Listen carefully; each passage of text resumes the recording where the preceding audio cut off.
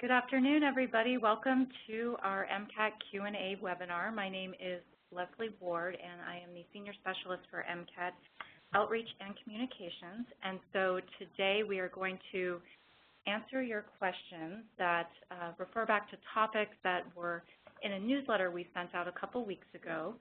And we resent that newsletter out this morning to everyone who had pre-registered for the webinar. And so I am going to moderate the Q&A along with my colleague Lauren Siegel, and we have a team of MCAT experts in the room with us today to answer your questions. Judy Byrne, Senior Director of MCAT Business Operations, Cindy Searcy, Senior Director of MCAT Research and Development, Tracy Bethel, Director of MCAT Preparation Products, and Mark Krupnick, who is Manager of MCAT Development and Psychometrics, are with us this afternoon. And so we're going to jump right into things, but I just want to cover a couple housekeeping issues, make sure your computer speakers are on and that you can hear the sound okay and that they are not muted and set at a good volume level. You're going to see the Q&A panel on the right-hand side of your screen, and so you can use this panel to submit your questions. Just be sure to select the All Panelists function. And if you're experiencing any technical issues during the webinar, please send a private message to AAMC meetings and we'll help you out. And I just want to note that the webinar is being recorded. So if we don't get to your question today, the webinar recording will be sent around, and you can also feel free to send us an email to mcat2015@aamc.org if you didn't have your question answered. And so this next slide is going to preview some of the topics we're going to be covering today. We received a number of questions in advance. So what we've done to make this as efficient as possible is that we've bucketed these topics into 5 main areas. And so we're going to cover today questions relating to the new score scale and percentile ranks, attaching meaning to the new scores, using MCAT scores in 2016 selection. We're going to address topics on 2016 testing year, as well as test preparation resources. And so, as I mentioned, there's going to be a lot of people joining us today, and we're anticipating a lot of questions. So to help us organize and get through things efficiently, when you're listening to the answers to these questions, if you think of additional questions on this topic, please send them in at that time, and we'll just proceed like that as we move through the 5 topic areas.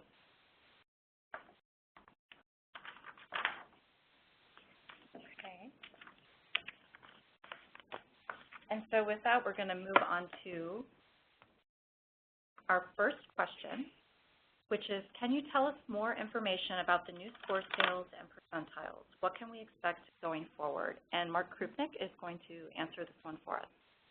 Thank you very much, Leslie. So we have finalized our score scales and percentile ranks for the new exam. A quick reminder of our new score scales is that the sections range from 118 to 132. The total score is the sum of the section scores, and it will range from 472 to 528. And you'll notice that both scales for section and total have a nice round number in the center, 125 and 500 respectively. And this was done on purpose to emphasize a wider range of scores and to perhaps help admissions committees take note of applicants that have scores that might otherwise be overlooked. The percentile rank tables to support these section and total scores are available now on our website.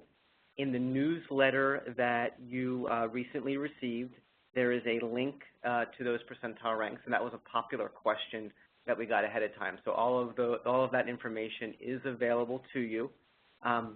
If you were to take a look at the percentile rank tables, they are accompanied by graphs, and you'll notice that the scores are fairly normally distributed, with more examinees scoring in the middle of the scale than at the ends, but every score in the scale is used. You also know that our score reporting cycles were a little bit different for the first couple of administrations. And it was longer than usual, in some cases as long as 60 days. And we were using this time after the administration date to do a lot of work to support the release of scores. We worked to finalize our norms, we worked on our equating procedures, and also procedures to analyze test questions to ensure that our forms were working as expected and that we didn't see any anomalies. And so especially given that these were the first few administration dates of a new exam, we really took extra time and care to make sure everything was working well. We needed to verify that our scoring algorithms produced accurate and reliable scores and that our data from across the different administrations were all in line with each other. And we still continue to monitor all of our data very closely. And so far, we haven't seen any evidence that performance on one administration day versus another were markedly different. And you all are probably aware that we administer different versions of the test so that different examinees receive comparable but different sets of test questions. And we also did not see any anomalies across the different forms of the exam that we administer. But in recognition of the longer time between taking the test and receiving scores, we worked to support students with that longer timeline and in consideration of some of the MCAT timelines, and we provided preliminary percentile ranks to students to help them make decisions about maybe if retesting was right for them or where they might want to apply. And we did that for the April, May, and June administrations. But now that our analysis procedures are finalized and our norms are finalized, we're going to go back to our normal 30 to 35-day reporting cycle for scores, and we'll discontinue the reporting of preliminary percentile ranks now that our transition is complete. Also, you'll know from your students that as soon as scores are released, they can see their scores in our SRS system, and you can be able to see the scores in the advisor information system on score release day. The current percentile ranks that we have to support these MCAT scores will be in place for the entirety of the 2015 testing year. At the end of the testing year, the percentile ranks will be updated using data from this testing year, and those updated percentile ranks will be in place for the 2016 testing year. So that's kind of where we are and where we're going. And at this point, I will transition to our next test question. Okay, thanks so much. So question 2, and just a reminder, please feel free to send in any questions that may pop into your head while you're listening to this discussion. Question 2 is, given the similarities and differences on the new and old exams, what strategies can we use to help us attach meaning to the new scores? And Cindy Searcy is going to answer this for us. So we received a number of different questions that are really all about ways to maybe think about attaching meaning to the new scores. So I wanted to take a moment and remind you all about both the similarities and differences between the new test and the old test. So first of all, as I'm sure you all know, both the current MCAT exam and the old MCAT exam measure preparation in biology, chemistry, and physics, as well as verbal reasoning skills. But there are important differences between the new and old exam. The new exam measures preparation in biochemistry, psychology, and sociology. So 25% of the 2 natural science sections test preparation in biochemistry, while the old test did not measure biochemistry knowledge.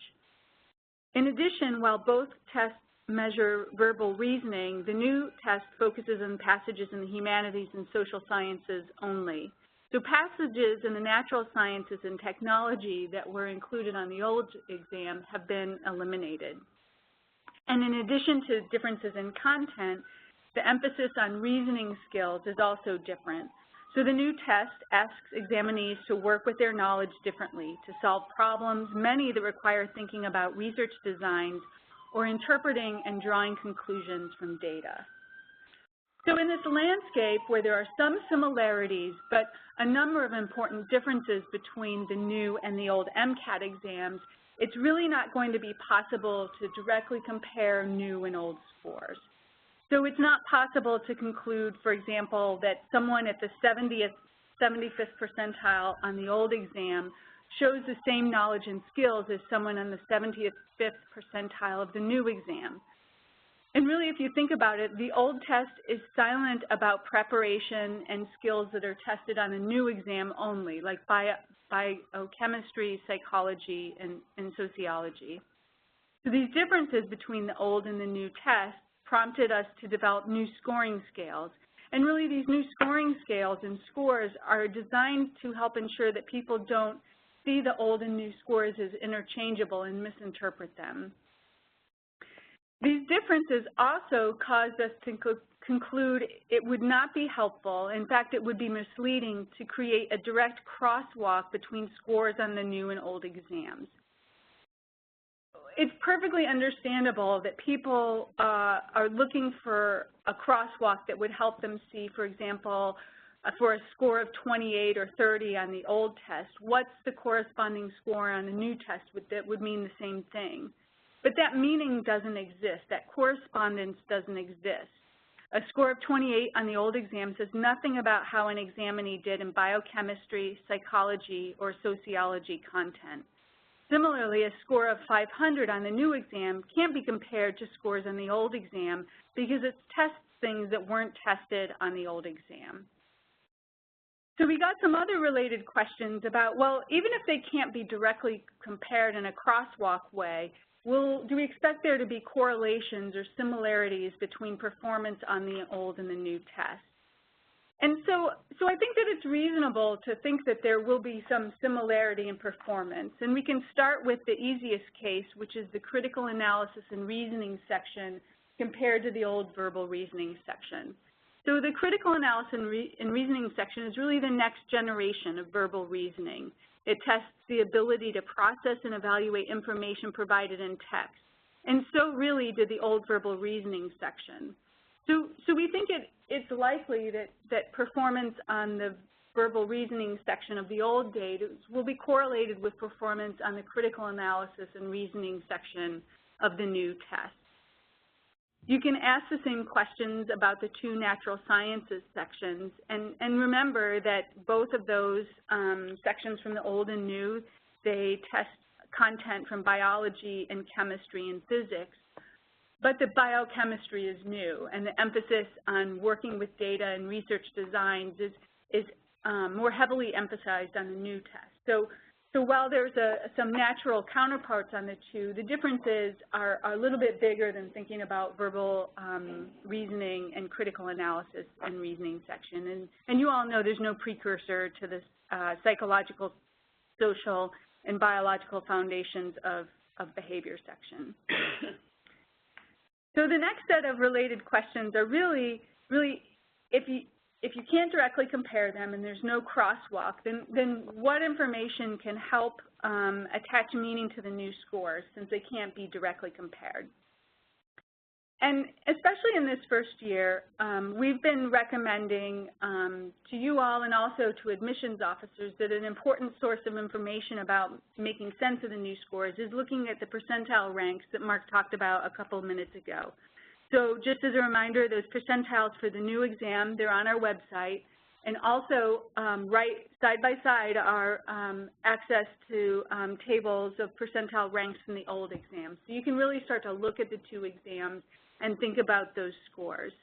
So you can use the percentile ranks to help you think about, for examinees who took the new exam, how they compare to the scores of others who took the new exam. And you can get a sense of how those scores are related. And as we'll talk about in a minute in the next question, we've also been advising admissions officers to use not just the percentiles, but also information that they get from the applications about the kinds of courses taken and the grades in those courses to make sense of these scores. So this test, it requires broader preparation in the natural and behavioral and social sciences. So it makes sense that a big factor in how students do on the new test has to do with the coursework they've taken in these areas.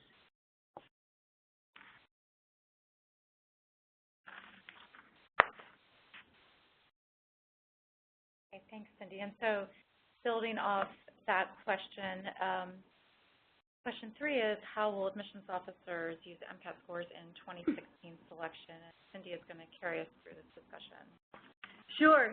So we recently got back from a professional development conference with admissions officers and student diversity affairs officers, and a big emphasis of this professional development meeting was on helping admissions officers become accustomed to and think about using scores from the new MCAT exam in 2016 selection. So I thought I'd tell you a little bit about this professional development conference, and also let you know that all of the resources from that meeting are publicly available on our website on the Admissions Hub, www.amc.org/admission. So you can kind of check out the slide deck, the workbooks that they used. It was a full day's programming where there was an entire day devoted to the MCAT. About 300 people attended this program. We divided the day into about 4 90-minute sessions. The first one is about the content tested by the new exam. Then we had a session on test fairness. And then we had a session on the new score scales, norms, and score reports. And then we had a session on using scores in 2016 selection. And each of those 90-minute segments was an interactive session where we would provide some content, and then the participants would really work with different parts of the information to help them make sense of things. They did a lot of table work so they could collaborate with their peers in trying to come up with conventions for thinking about and developing practices for 2016 selection. So we got a lot of questions about thinking about putting ourselves in the position of admissions officers and wanting to understand what's a good score. So what's a good score? When should examinees think about retesting? Those kinds of things. And really the landscape of judging what a good score exam is as variable on the new test, if not more, than it was on the old. Depending on a school's mission, its applicant pool characteristics, its goals, and other factors, medical schools consider a wide range of scores on the MCAT exam.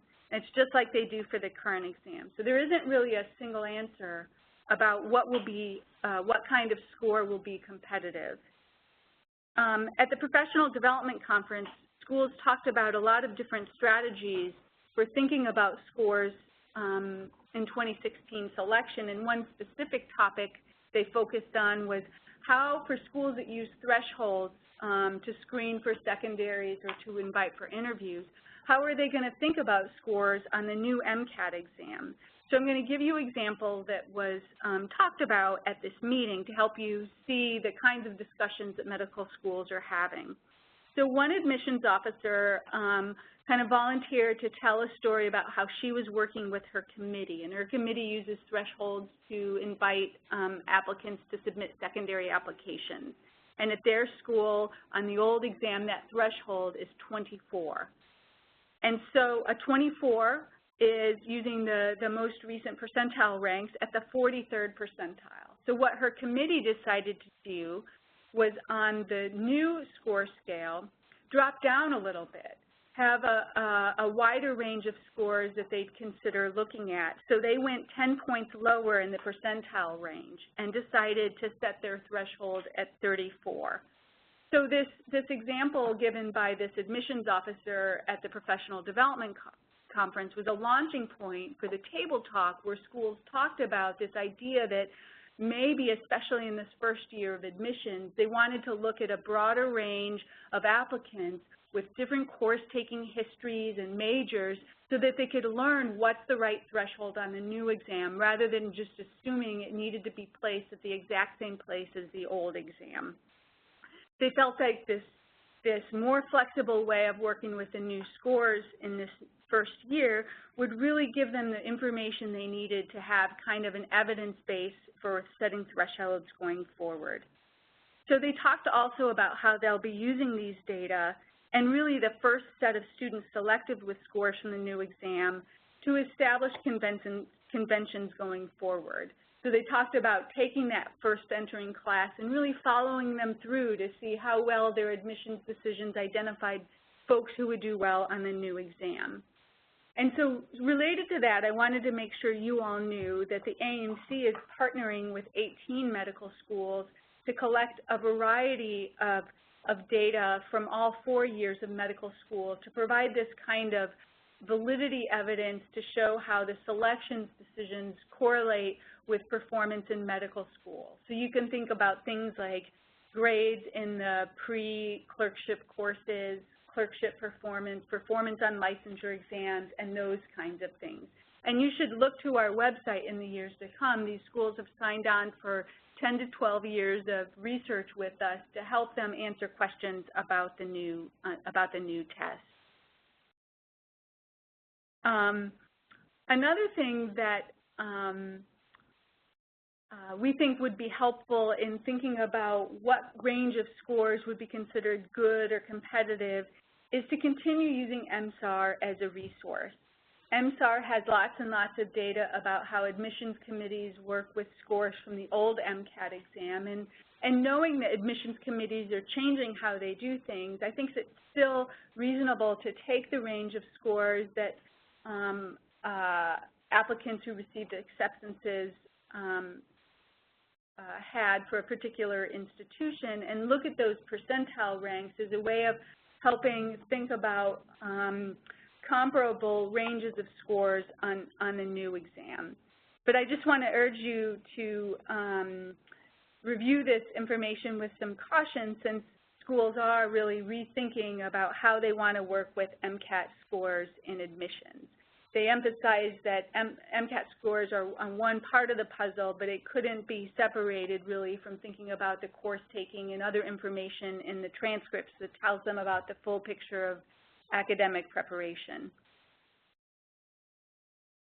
We also received one other kind of couple of questions in this category, which is just what are the big picture questions that admissions officers are discussing? And I'll tell you that the conversations at the Professional Development Conference were quite lively. So in addition to talking about the thresholds and how people would work with them, the folks at this conference spent a lot of time practicing working with applicants who have scores from the new exam, from the old exam, and from both exams. They did a lot of table work to share ideas for using coursework and other information about academic preparation to help make sense about the scores in 2016 selection. A particularly popular topic was really, what do you do with applicants who have scores from both exams? So they said in their experiences, and I think probably yours as well, that applicants who are dissatisfied with their scores tend to retest. So it was logical to place more weight on the scores from the new exam for applicants who have both new and old scores. But they said that they wouldn't view that as a sort of a deterministic kind of rule, but that they would look at the kinds of courses taken in between taking the old test and the new to help them make sense of whether the pattern of scores on each makes sense, and told them things about these applicants' readiness for medical school. Great. Thank you, Cindy. So we're going to move on to question 4. And this is, we got a variety of questions around this topic. What can you tell us about the 2016 testing calendar? And I'm going to turn this one over to Judy Byrne. Thanks, Leslie. So we're about halfway through the 2015 testing year, and we've already had lots of questions from students and advisors about the 2016 calendar and when there'll be more information available about that. So I just wanted to remind everyone that the 2015 testing year will conclude after the September 23rd exam. And so we won't have any test dates this year in October, November, or December. That was really just a one-time thing last year as we got ready for the transition to the new exam and for those that we knew would want to take the test before it changed this year. So registration is available for all 2015 dates at this point. As far as the 2016 testing year, we will have a few more dates next year, a few more than we have this year, and we're still working out the final details on those dates. But I can say we will have a date in January, and then we'll also have dates between April and September of next year, and we will have more than one date in May. So we are working out the exact details. We are looking to continue to have many Friday and Saturday options for students. As we know, those are preferred testing dates, and we will announce the exact dates for the 2016 testing year in September. We'll make that available and let you know when it is available, and then registration for next year will open in October of this year. Judy? Okay, we're going to move on to question 5, and I just want to say I know we're nearing the 30-minute mark, but we may go a few minutes over. For those of you who can't stay, we are recording this, and we will make it available online. So we're going to move to question 5, which is what is on the horizon for test preparation resources, and Tracy Zeffel is going to answer this for us. Sure, thanks, Leslie. So this November, MCAT Test Prep will introduce 2 new online practice products. The first is a full-length practice exam that simulates the actual exam and is written by the test writers. It will include scaled scoring, as will all of our future AAMC practice exams. The second is a question bank for the natural, behavioral, and social sciences with an emphasis on biochemistry, psychology, and sociology. The question bank will allow students to practice with 300 questions in a variety of ways. Additionally, we will introduce our first on-the-go practice resource. In total, students will have 1,600 official practice questions to prepare for the 2016 MCAT exam. As a reminder, the current test prep portfolio includes the official guide to the MCAT exam with 120 questions that can be taken either in print or available for online practice, the sample test, which is a full-length simulated test with 230 questions, or the question packs. Those come individually, or you can purchase them in bulk, and they're grouped by subject area. These are real MCAT questions that were used on previous MCAT exams. Our test developers selected these questions as relevant to the new MCAT exam and mapped the questions to the foundational concepts, content categories, and skills. Another thing to look forward to is the continued growth of the Khan Academy MCAT collection. They will be adding critical analysis and reasoning skills, videos, and practice questions this fall. Today, you can find 950 videos and 3,000 questions available at the Khan Academy. Finally, don't forget our other resources and tools, which are available at the AAMC website. These include the interactive content tool, What is on the MCAT exam, psychology and sociology text resource, the course mapping tool, and other resources. Please continue to visit the AAMC website for the most current student and advisor resources and practice materials. Thanks so much, Tracy. So we are going to pause for just a few seconds and collect the questions that have come in and get right back online with you. We're going to leave up this slide in the meantime so you can take a look at all the links that we have and the different resources that we've referenced. They all live at these locations, and then I'm just including the email address of where you can email any questions that you have remaining. So we are going to mute you for just a few seconds and collect the questions, and we'll jump right back on.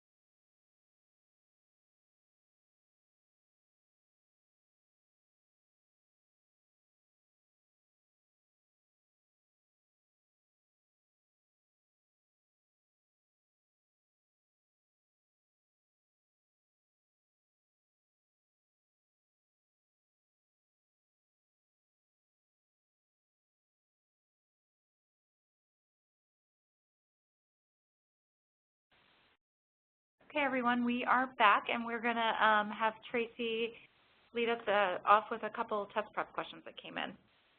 So I just wanted to review 2 questions that came in. First, I'm sorry if you couldn't clearly hear me.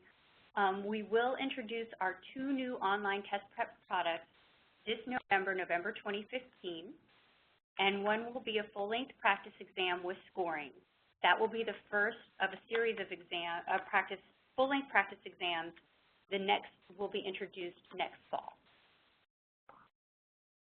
Thank you. And then we got a question about registration opening for the 2016 year. So just to be clear, we're planning to go back to the model we had in the past where we have 2 openings. So in October, we will open for dates January through May, and then in February, we will open for dates June through September. So we'll give a little bit of room for students to make a choice on which date works best for them or which location works best for them within kind of a few months, but without opening the whole testing year as we did this year. And the reason we did that this year was really because we were opening kind of so late. We were opening in February.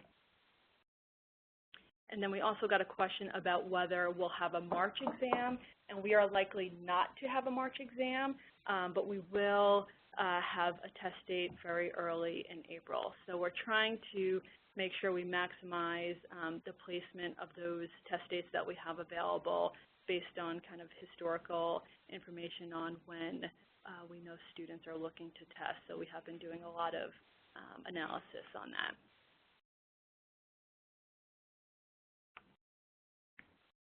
There were a couple score and score reporting questions that came through. The first was a couple questions about the stability of our scores, and are they pretty much a normal shape, or is one section performing differently than the other sections? And the answer is that through our first few administrations, we've seen lots of stability, and the score distributions across all of those administration dates are fairly consistent with the distributions that you see in our percentile rank tables. There was another question that asked for clarification on what will be reported in our 30 to 35-day reporting schedule, and that will be the score along with its associated percentile rank will all be reported together within 35 days of the exam administration. There also was a question about at what point old scores will no longer be accepted. We had conducted a survey previously where all the schools offered what their policies would be regarding accepting older scores, and that can all be found in the MSAR. We also have plans to hold the schools again for updated information.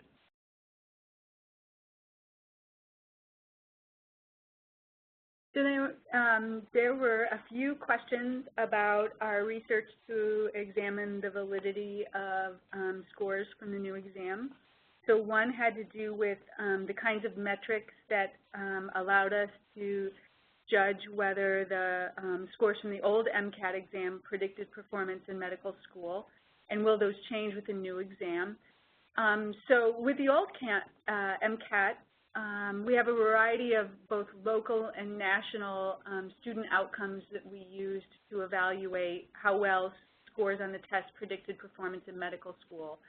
So grades in courses, in the pre-clerkship courses, performance in clerkships, also national data such as performance on licensure exams, so the Step 1, first-time pass-fail outcome, and passing eventually, and the other step exams, as well as time to graduation. So, for example, for those who are in regular MD programs, graduating in 4 years or graduating in 5 years. And all of those data can be found on the AMC website.